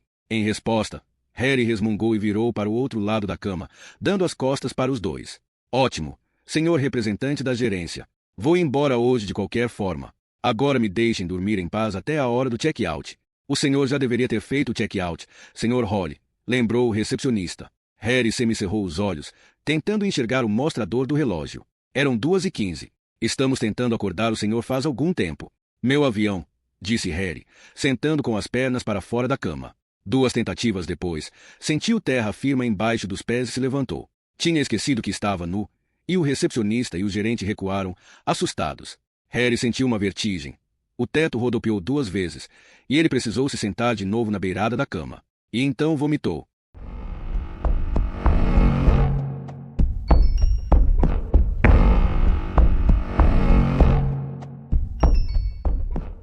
Parte 3. Bubur. Capítulo 37. 2 leões de chácara. O garçom do Bourbon e Bife retirou os ovos Benedito intocados da mesa e lançou olhares solidários ao cliente. Ele viera todos os dias na última semana, lia o jornal e tomava o café da manhã. Alguns dias parecia cansado, sim, mas o garçom nunca o tinha visto num estado como o de hoje. E já eram quase 2h30 quando ele deu as caras. Noite difícil, senhor? O cliente estava sentado à mesa com a mala ao lado, com olhos perdidos, vermelhos, e a barba por fazer. Sim, foi uma noite difícil. Eu fiz muita coisa. Bom para o senhor. King's Cross está aí para isso. Algo mais? Não, obrigado. Tenho que pegar um voo. O garçom ouviu aquilo com pesar. Começava a gostar do norueguês calmo que parecia ser um pouco solitário, mas era simpático e dava belas gorjetas. Sim, estou vendo a mala. Se isso quer dizer que é a última vez que virá aqui em algum tempo, fica por minha conta. Tem certeza de que não posso oferecer um uísque, um Jack Daniels? A saideira, por assim dizer? O norueguês olhou para ele, surpreso, como se o garçom acabasse de sugerir algo que nunca houvesse lhe ocorrido, mas que era óbvio o tempo todo. Duplo, por favor. Christian voltou para Oslo alguns anos depois. Por meio de amigos, Harry soube que ela tinha uma filha de 2 anos, mas que o inglês havia ficado em Londres. Então, uma noite, ele a viu nas Sardines. Ao se aproximar, percebeu o quanto estava mudada. Sua pele estava pálida, e os cabelos, escorridos, sem vida. Quando o viu, o rosto dela se deformou em um sorriso aterrorizado. Ele cumprimentou Kjartan, que estava ao lado dela, um amigo músico que ele achou que reconhecia. Ela falou rápida e nervosamente sobre todo tipo de bobagens, sem permitir que Harry enveredasse pelas perguntas que sabia que ele tinha. Então discorreu sobre os planos para o futuro, mas seus olhos não tinham brilho. E a Christian de que se lembrava, que gesticulava loucamente, havia sido substituída por uma mulher de movimentos lentos, apáticos. Em determinado momento, Harry achou que ela estava chorando, mas àquela altura estava tão bêbado que não podia ter certeza. Kjartan saiu, voltou e murmurou algo no ouvido dela, desvencilhando-se de seu abraço com um sorriso condescendente para Harry. Então todos sumiram, e Harry e Christian ficaram sozinhos no salão vazio em meio a maços de cigarro e copos quebrados até serem expulsos do lugar. Não foi fácil dizer quem amparou quem porta afora e quem sugeriu um hotel, mas acabaram no Savoy de qualquer forma, onde logo acabaram com o que havia no frigobar e se arrastaram para a cama. Harry diligentemente fez uma tentativa infrutífera de penetrá-la, mas era tarde demais. Claro que era tarde demais. Christian enterrou a cabeça no travesseiro e se debulhou em lágrimas. Quando acordou, Harry saiu de fininho e pegou um táxi para o Posto Café, que abria 1 hora antes dos outros bares. E lá ficou sentado, pensando em como era tarde demais. O proprietário do Springfield Lodge se chamava Joe. Era um sujeito tranquilo e acima do peso que, com dedicação e prudência, administrava havia quase 20 anos seu pequeno e parcialmente decadente estabelecimento em King's Cross. Não era pior nem melhor que qualquer outro hotel barato da região, e havia muito pouco do que se queixar. Um dos motivos para isso era que, como já mencionado, Joe era um cara tranquilo. O segundo motivo era que ele sempre insistia para que os hóspedes vissem o quarto antes e dava um desconto de $5 se pagassem por mais de uma noite. E o terceiro, e talvez o mais conclusivo, era que Joe conseguia manter o lugar praticamente livre de mochileiros, bêbados, drogados e prostitutas. Mesmo quem era barrado dificilmente não gostava de Joe. No Springfield Lodge, ninguém era recebido com cara feia ou ordens para dar o fora. Não havia nada além de um sorriso pesaroso e um pedido de desculpas pelo hotel estar cheio. E talvez houvesse um cancelamento na semana seguinte e eles seriam bem-vindos se aparecessem outra vez. Graças à considerável habilidade de Joe para ler expressões faciais e sua ágil e pronta categorização dos clientes em potencial, ele realizava essa tarefa sem qualquer hesitação e, portanto, raramente tinha aborrecimentos com tipos mais resistentes. Apenas em ocasiões muito raras Joe se equivocava ao avaliar um possível hóspede e se arrependia amargamente. Ele se lembrou de 2 desses incidentes ao refletir rapidamente sobre as impressões contraditórias causadas pelo loiro alto à sua frente. As roupas discretas sugeriam que tinha dinheiro, mas não estava disposto a desperdiçá-lo. O fato de ser um estrangeiro era um grande ponto positivo. Geralmente eram os australianos que criavam problemas. Mochileiros com sacos de dormir geralmente eram sinônimo de festas de arromba e toalhas perdidas, mas aquele sujeito carregava uma mala, e ela parecia estar em boas condições, o que sugeria que não estava sempre com o pé na estrada. Era verdade que o sujeito não estava com a barba feita, mas, por outro lado, não fazia muito tempo que os cabelos tinham visto uma barbearia. Além disso, as unhas estavam limpas e cortadas, e as pupilas tinham dimensões relativamente normais. O resultado de todas essas impressões, aliado ao fato de o homem ter acabado de colocar um cartão Visa sob o balcão, ao lado de um distintivo da polícia norueguesa, foi que o usual "sinto muito", mas ficou preso na garganta. Pois não restava dúvida de que o homem estava bêbado. Chapado. "Eu sei que você sabe que eu bebi", disse o homem num inglês arrastado e surpreendentemente bom ao notar a hesitação de Joe. "Digamos que eu pire no quarto. Digamos que eu faça isso. Quebre a TV e o espelho do banheiro e vomite no carpete. Esse tipo de coisa já aconteceu antes. Uma caução de $1000 resolveria. De qualquer forma, pretendo permanecer tão bêbado que dificilmente serei capaz de fazer muito barulho, incomodar os outros hóspedes ou dar as caras nos corredores ou na recepção. Sinto muito, mas estamos cheios esta semana. Talvez Greg, do Bourbon e Beef, me recomendou este lugar e me pediu que mandasse lembranças a Joe. É você." Joe estudou o homem. "Não faça com que eu me arrependa disso", disse, dando a Harry a chave do quarto 73. "Alô? Oi, Birgitta, é Harry. Eu estou com visitas, Harry. Agora não é uma boa hora. Eu só liguei para dizer que não quis. Ouça, Harry, eu não estou com raiva e não estou mal. Felizmente, a dor é pequena quando você conhece um cara há pouco mais de uma semana, mas prefiro que você não volte a me procurar. Tudo bem?" "Bem, não, na verdade não está. Como eu já disse, estou com visitas, então desejo sorte no restante da sua estadia e espero que corra tudo bem na volta para a Noruega. Tchau, tchau." Tendi Mongabi não gostou do fato de Sandra ter passado a noite com o policial escandinavo. Aquilo cheirava a encrenca. Quando viu o sujeito subir cambaleando a Darlinghurst Road, seu primeiro instinto foi recuar alguns passos e se misturar à multidão. Mas a curiosidade falou mais alto, então ele cruzou os braços e bloqueou a passagem do norueguês maluco. O sujeito tentou passar direto, mas Tendi o agarrou pelo ombro e o virou. "Você não cumprimenta mais os velhos amigos, meu chapa?" O chapa o estudou com olhos embotados. "O cafetão. Espero que Sandra tenha atendido às suas expectativas, detetive." "Sandra? Deixe eu lembrar. Sandra foi muito bem. Onde ela está?" "Ela está de folga hoje à noite. Mas será que não posso oferecer nada mais ao senhor detetive?" Harry deu um passo para o lado, tentando se equilibrar. Certo. Vamos lá. Cafetão. Pode me oferecer mais alguma coisa?" Tendi riu. "Por aqui, detetive." Ele amparou o policial bêbado pelas escadas que desciam até a boate e o sentou a uma mesa com vista para o palco. Tendi estalou os dedos, e uma mulher quase nua apareceu de pronto. "2 cervejas, por favor, M. E peça a Perique Dance para nós. A próxima apresentação é apenas às 8, Sr. Mongabi. Peça uma apresentação extra. Agora, M. Certo, Sr. Mongabi." O policial tinha um sorriso idiota no rosto. "Eu sei quem está vindo", disse Harry. "O assassino. O assassino está vindo." "Quem?" "Nick Cave." "Nick o quê?" "E a cantora loira. Ela provavelmente também usa uma peruca." "Escute." A música disco pulsante tinha sido interrompida, e o policial ergueu os 2 indicadores no ar, pronto para reger uma orquestra sinfônica, mas não veio som algum. "Fiquei sabendo de Andrew", continuou Tendi. "Nem sei o que dizer. Simplesmente terrível. Pelo que entendi, ele se enforcou." "Por que diabos um homem tão animado?" "Sandra usa uma peruca", disse o policial. "Caiu da bolsa. Por isso não a reconheci quando fui apresentado a ela. Bem aqui. Andrew e eu estávamos sentados ali. Eu já a tinha visto umas 2 vezes na Darlinghurst, mas ela estava com uma peruca loira. Por que não a usa mais?" "Ahá, o detetive prefere loiras. Então eu acho que tenho algo que você vai gostar." "Por quê?" Tendi deu de ombros. "Sandra? Bem, ela levou uns sopapos de um cara recentemente. Disse que teve a ver com a peruca e decidiu dar um tempo, para o caso de ele aparecer de novo." "Quem?" "Não sei. Detetive. E, se soubesse, não diria. Em nosso ramo de trabalho, discrição é uma virtude." Tenho certeza de que você também a valoriza. Sou péssimo com nomes, mas o seu não é Rony. Harry. Preciso falar com Sandra. Ele ficou de pé com esforço e quase derrubou a bandeja com cervejas que Amy carregava. Curvou-se sobre a mesa. Você tem um número de telefone? Cafetão? Tandy dispensou Amy com um aceno. Por princípio, não damos aos clientes o telefone ou o endereço de nossas garotas. Por questão de segurança. Você entende, não? Tandy se arrependia de não ter dado ouvidos à sua intuição. Devia ter mantido distância do norueguês bêbado e difícil. Entendo. Me dá o número. Ted sorriu. Como eu já disse, nós não... Agora. Harry agarrou a lapela do terno cinza brilhante, soltando um misto de bafo de uísque e fedor de vômito na cara de Tandy. O arranjo de cordas provocante soou nas caixas de som. Vou contar até 3, detetive. Se não tiver me soltado, vou chamar Ivan e Geoff.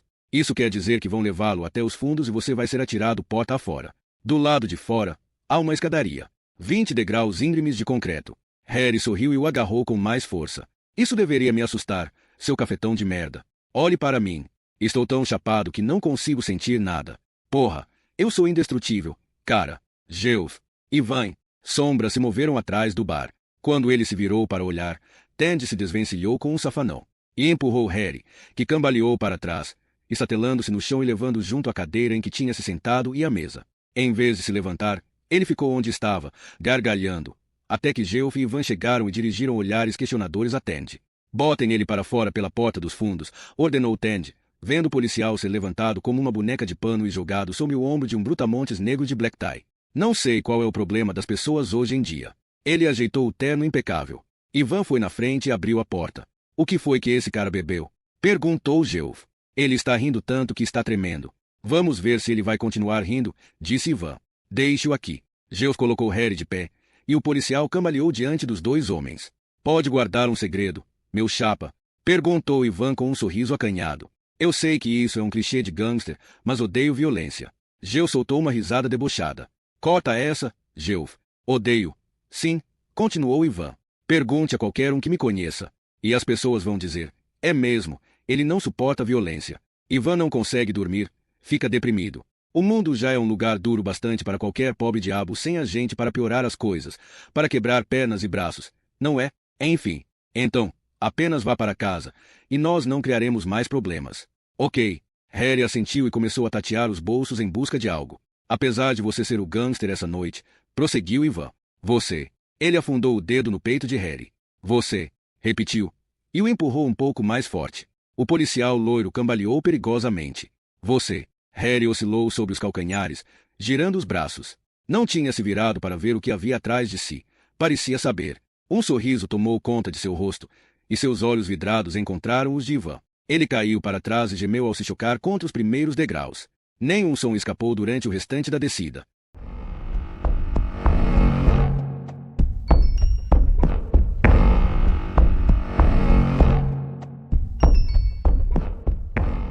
Capítulo 38.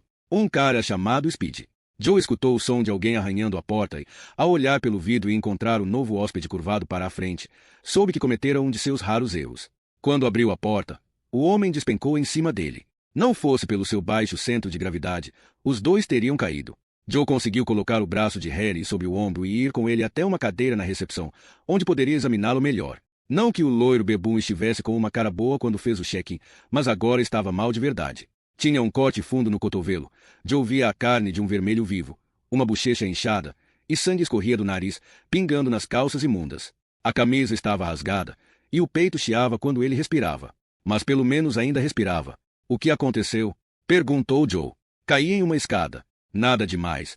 Só preciso descansar um pouco. Joe não era médico, mas, a julgar pelo som da respiração, suspeitava de que uma ou duas costelas estavam quebradas. Ele pegou um antisséptico e curativos adesivos, fez o melhor que pôde com o hóspede e finalmente enfiou um pouco de algodão em sua narina. Harry fez que não quando Joe tentou lhe dar um analgésico. Tenho analgésicos no quarto, falou com dificuldade.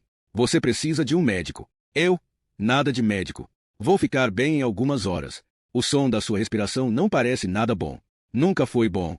Asma.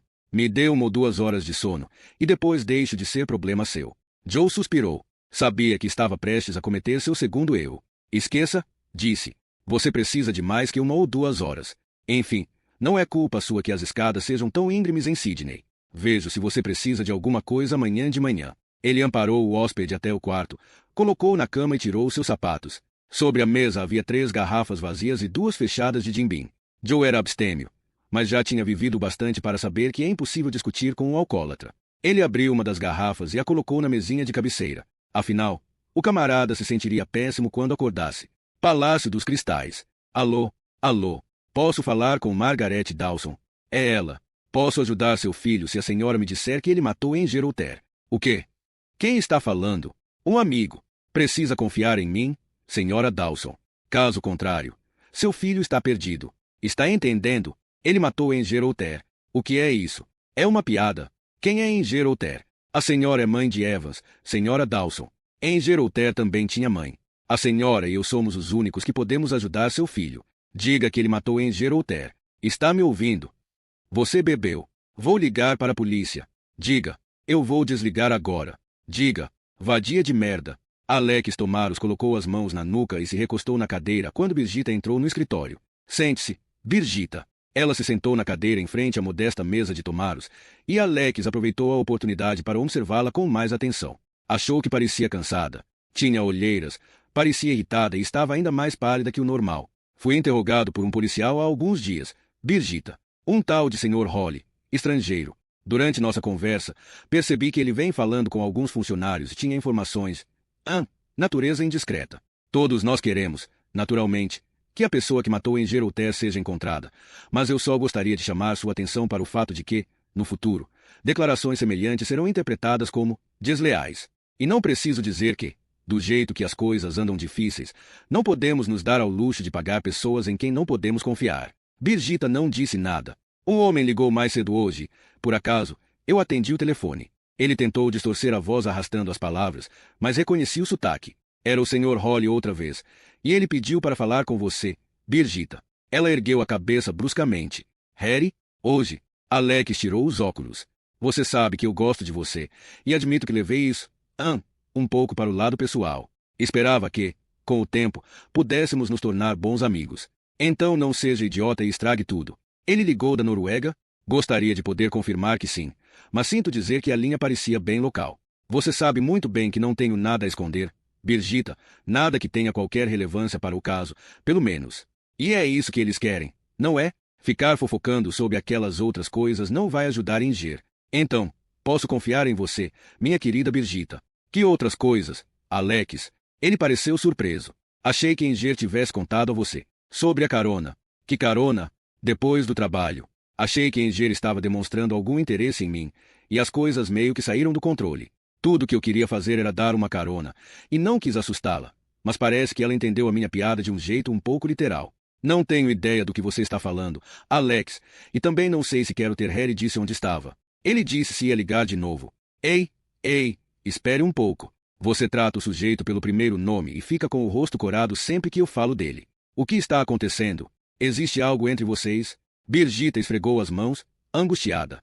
Tomaro se curvou sobre a mesa e estendeu a mão para dar tapinhas de leve no topo da cabeça dela, mas Birgitta a afastou com um gesto irritado. Pare com isso, Alex. Você é um idiota, e eu já disse isso. Seja menos idiota na próxima vez que ele ligar, por favor, e pergunte como faço para falar com ele. Está bem? Ela se levantou e saiu pisando forte. Ao entrar no cricket, Speed mal conseguiu acreditar no que viu. Borrougues, atrás do bar, deu de ombros. Ele está sentado aí há 2 horas, disse. Está completamente chapado. Ali no canto, na mesa deles, estava o homem que era indiretamente responsável por 2 dos seus camaradas terem ido parar no hospital. Speed apalpou a nova HK.45 ACP no coldre no tornozelo e foi até a mesa. O queixo do homem estava caído sob o peito, e ele parecia dormir. Uma garrafa de uísque pela metade estava à sua frente. Oi! Gritou Speed. O homem levantou a cabeça lentamente e dirigiu a ele um sorriso tolo. Estava esperando você, disse o homem com a voz engrolada. Você está sentado à mesa errada. Speed cruzou os braços e ficou ali parado. Tinha uma noite movimentada pela frente e não podia correr o risco de perder tempo com aquele idiota. Os clientes chegariam a qualquer momento. Quero que você me diga uma coisa antes, disse o homem. Por que eu faria isso? Speed sentia a pressão da pistola contra o tecido da calça. Porque esse é o seu escritório, porque você acaba de entrar pela porta e, portanto, essa é a hora do dia em que está mais vulnerável, já que está cheio de mercadoria. E por que não quer que eu reviste você na frente de todas essas testemunhas? Fique onde está. Foi apenas então que Speed viu o cano da High Power que o homem segurava sob o colo e apontava casualmente para ele. O que você quer saber? Quero saber com que frequência Andrew Kensington comprava de você e quando foi a última vez. Você está com um gravador? Policial. O policial sorriu. Relaxe. Testemunhos feitos à mira de uma arma não contam. O pior que pode acontecer é eu atirar em você. Ok? Ok. Speed sentiu que começava a suar. Ele mediu a distância até o coldre no tornozelo. A não ser que os boatos que circulam por aí sejam mentirosos, ele está morto. Então isso não vai tirar pedaço, vai? Ele era cauteloso. Não queria muito. Comprava 2 vezes por semana, um saquinho de cada vez. Sempre a mesma rotina. Quando foi a última vez que ele comprou antes de jogar cricket aqui? 3 dias antes. Ia comprar outra dose no dia seguinte. Ele comprava com outras pessoas. Nunca. Que eu saiba. Esse tipo de coisa é pessoal, um assunto confidencial, por assim dizer. Além disso, ele era policial e não podia correr o risco de se expor. Então, na última vez que veio aqui, ele estava quase sem nada. Ainda assim, vários dias depois tinha o suficiente para uma overdose que provavelmente o mataria se o cabo não tivesse feito isso antes. Essa conta não fecha. Ele acabou no hospital. Foi a necessidade de bagulho que o fez dar o fora. Quem sabe talvez tivesse uma reserva em casa. O policial suspirou, exasperado. Você está certo. Ele colocou a pistola no bolso da jaqueta e pegou o copo à sua frente. Tudo nesse mundo é um grande talvez. Porque as pessoas não podem simplesmente deixar de conversa fiada e dizer é assim que as coisas são e ponto final. 2 mais 2 são sempre 4 e fim de papo. Acredite em mim, isso facilitaria a vida de muita gente. Speed começou a levantar a perna da calça, mas mudou de ideia. E o que aconteceu com a seriga? Murmurou o policial, falando consigo mesmo. O quê? Disse Speed. Não encontramos seriga nenhuma na cena do crime. Talvez ele a tenha jogado no vaso e dado descarga. Como você disse, um homem cauteloso. Mesmo quando estava prestes a morrer. Posso beber também? Perguntou Speed, puxando uma cadeira. O fígado é seu, disse o policial, empurrando a garrafa.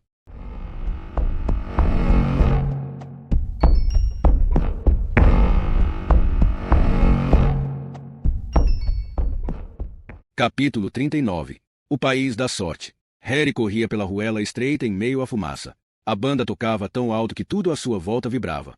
Havia um cheiro azedo de enxofre, e as nuvens estavam tão baixas que ele batia a cabeça nelas. Um som conseguia cruzar aquela barreira ruidosa, um triturar intenso que havia encontrado sua própria frequência. Era o ranger de dentes e correntes sendo arrastadas pelo asfalto. Uma matilha de cães uivava às suas costas. A ruela foi ficando cada vez mais estreita, e, por fim, Harry precisou correr com os braços em frente ao corpo para não ficar entalado entre as altas paredes vermelhas. Ele olhou para o alto. De janelas bem altas nas paredes de tijolinhos projetavam-se pequenas cabeças. Agitavam bandeiras verdes e douradas e cantavam junto com a música ensurdecedora. Este é o país da sorte. Este é o país da sorte. Nós vivemos no país da sorte. Harry ouviu os rangidos às suas costas. Ele gritou e caiu. Para sua surpresa, tudo ao redor estava escuro. E, em vez de se chocar dolorosamente com o asfalto, ele continuou caindo. Provavelmente havia tropeçado num buraco. E o Harry se movia muito lentamente. O buraco era muito fundo, pois ele ainda estava caindo. A música foi ficando cada vez mais distante.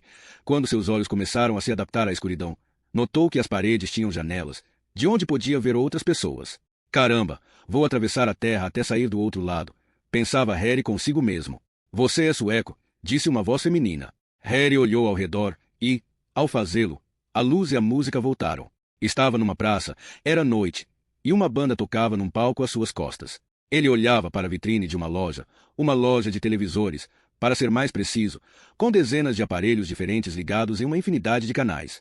Você também está comemorando o Dia da Austrália? Perguntou outra voz, um homem desta vez, num idioma familiar. Harry se virou. Um casal sorria, encorajador. Ele ordenou à sua boca que sorrisse também, esperando que ela lhe obedecesse. Uma ligeira tensão facial lhe deu a entender que ele ainda tinha controle sobre essa função do corpo. De outras, precisará abdicar. O subconsciente havia se rebelado, naquele exato momento. Travava uma batalha pela visão e a audição.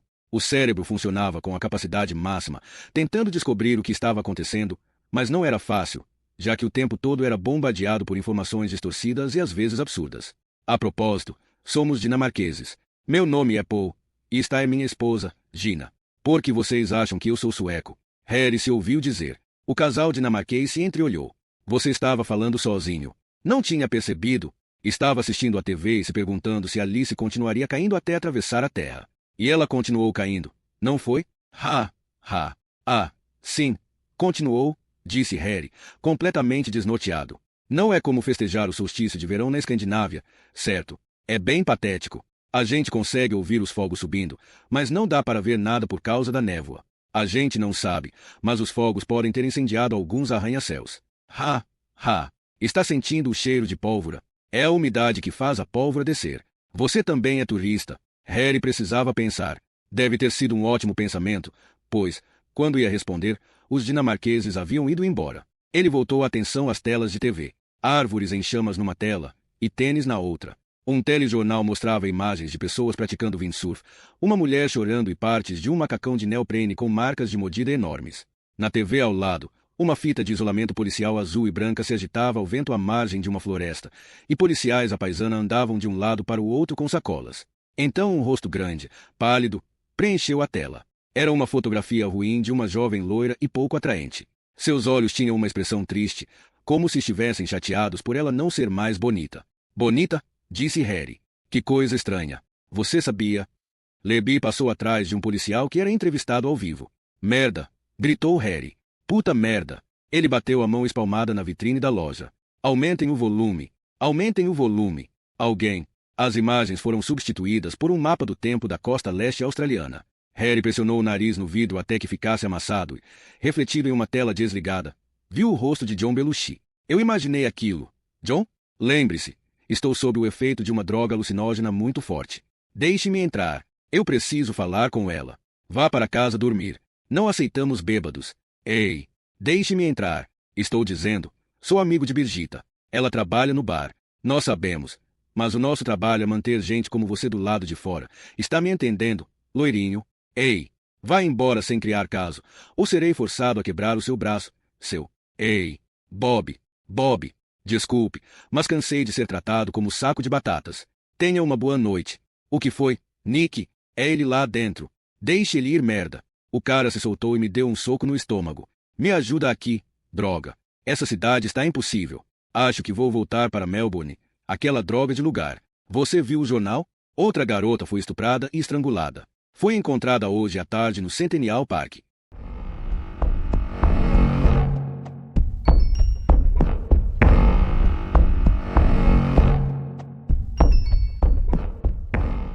Capítulo 40. Queda livre. Harry acordou com uma dor de cabeça lancinante. A luz feria seus olhos e, no instante em que se deu conta de que estava envolto em um cobertor, precisou se virar para o lado. O vômito veio em jorros rápidos, e o conteúdo do seu estômago se espalhou pelo piso de pedra. Ele tombou novamente no banco e sentiu a bile queimar suas narinas enquanto fazia a si mesmo a pergunta clássica. Onde eu estou? A última coisa de que conseguia se lembrar era que havia entrado no Green Park e uma cegonha tinha lhe dirigido um olhar acusador. Agora, parecia estar numa sala redonda com alguns bancos e duas grandes mesas de madeira. Ao longo das paredes estavam pendurados ferramentas, pás, ancinhos e uma mangueira de jardim, e no centro do piso havia um ralo. Bom dia, irmão branco, cumprimentou uma voz grave, que Harry reconheceu. Irmão muito branco, disse o homem ao se aproximar. Não precisa levantar. Era Joseph, o aborígene cinza do povo Crow. Ele abriu uma torneira, pegou a mangueira e lavou o vômito até o ralo. Onde eu estou? Perguntou Harry, tentando começar por algum lugar. No Green Park. Relaxe. Eu tenho as chaves daqui. Essa é minha segunda casa. Ele olhou por uma janela. Está um belo dia lá fora. O que resta dele? Harry olhou para Joseph. Ele parecia ter um excelente humor para um mendigo. O zelador do parque e eu nos conhecemos há algum tempo e temos um acordo, explicou Joseph. Às vezes, ele liga dizendo que está doente, e eu cuido do que precisa ser feito, recolho o lixo do chão, esvazio as lixeiras, corto a grama, esse tipo de coisa. Em troca, posso dormir aqui de vez em quando. Às vezes, ele também deixa um rango, mas não hoje, infelizmente. Harry tentou pensar em algo além de mas para dizer, mas desistiu. Joseph, por sua vez, estava falante. Para ser sincero, o que mais gosto do nosso acordo é que tenho algo para fazer. Isso ocupa meu dia e me faz pensar um pouco em outras coisas. Às vezes penso até que estou sendo útil.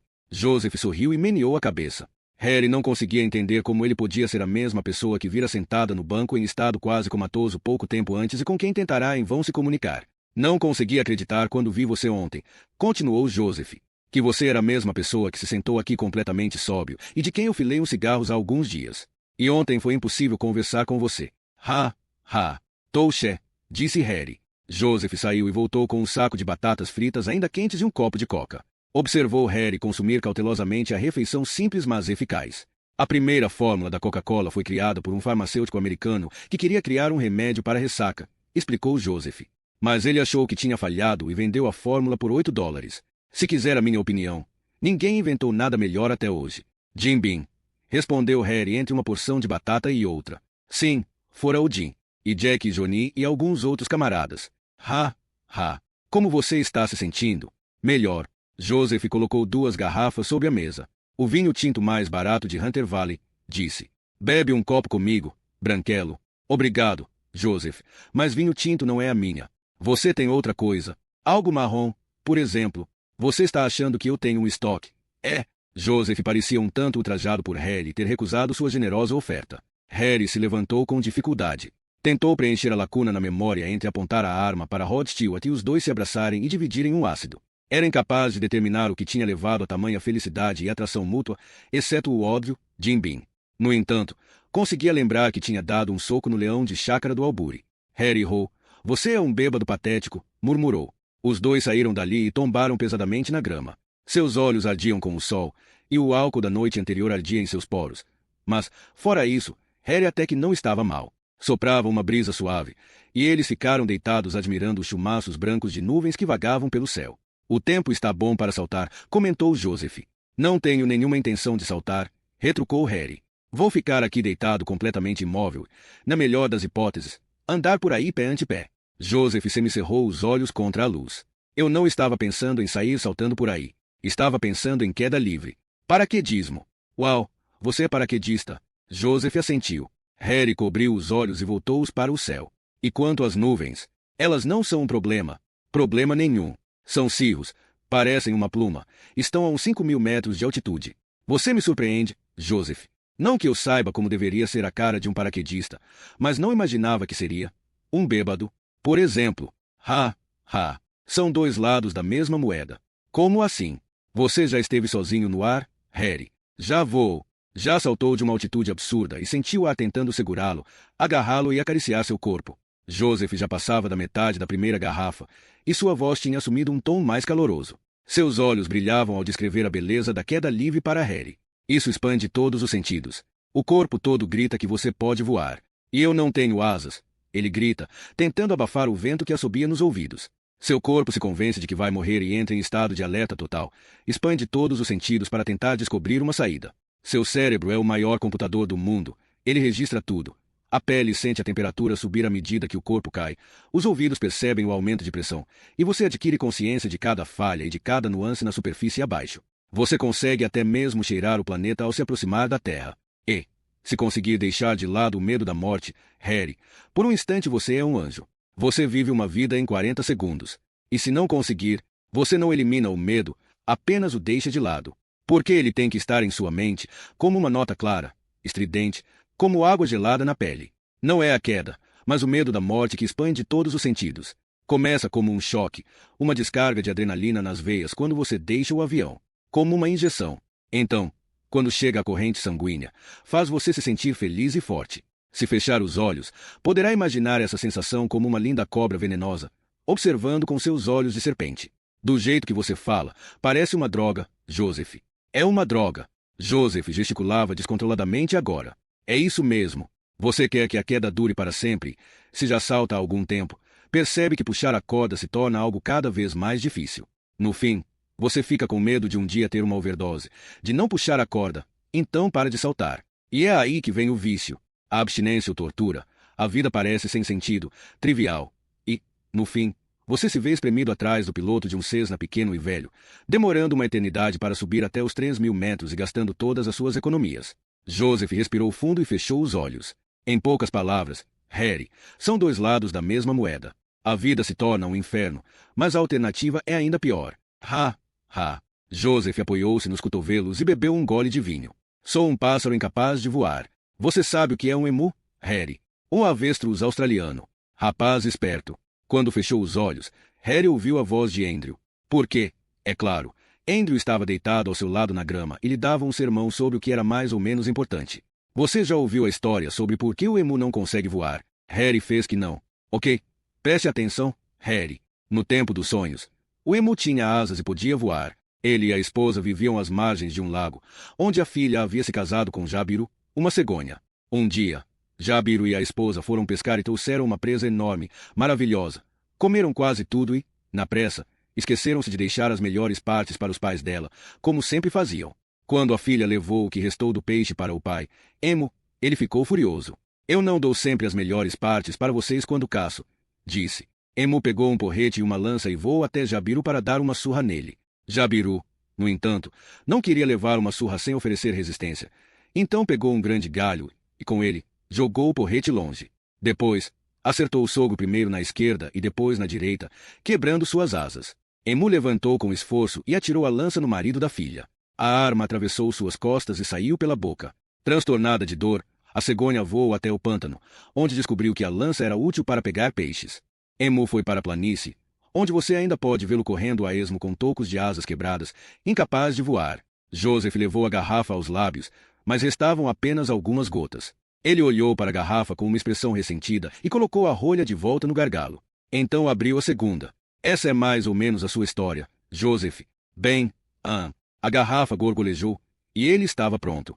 Trabalhei como instrutor de paraquedismo em Senal por 8 anos. Éramos uma equipe e tanto, excelente atmosfera de trabalho.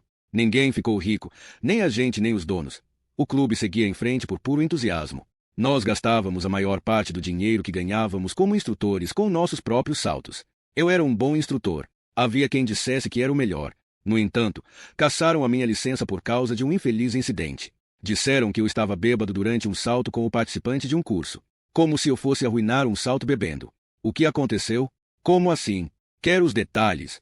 Está muito ocupado. Tudo bem, eu conto. A garrafa reluziu ao sol. Bem, aconteceu assim. Foi uma convergência improvável de circunstâncias infelizes, não um ou dois tragos. Em primeiro lugar, teve o clima. Quando decolamos, havia uma camada de nuvens a cerca de 2.500 metros.